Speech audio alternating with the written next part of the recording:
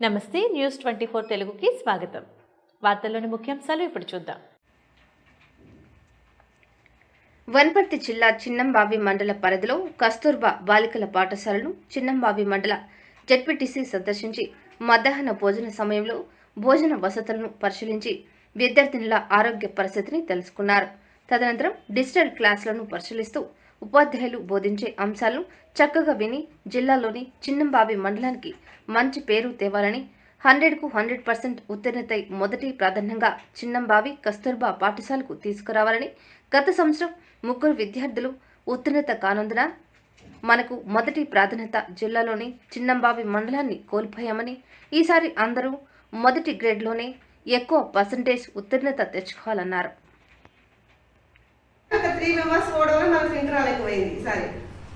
కానీ మస్తు బాధపడ్డా. అంటే మనం ఇంత కష్టపడి ఇంత చేసి టీచర్స్ అందరు కానీ ఈసారి ఖచ్చితంగా వస్తుంది ఇప్పుడు అనుకున్నాను.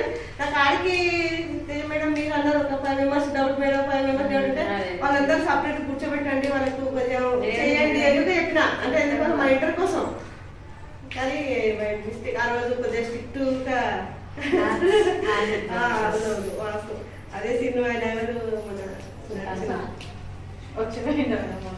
వచ్చిందా లేదు మేడం రాదే కాదంటాడు. సరే అది మంచిగా అవుతున్నావా?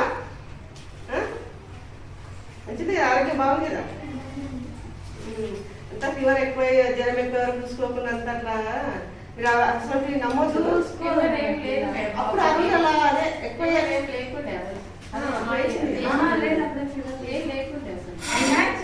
టెస్ట్ పోయింది.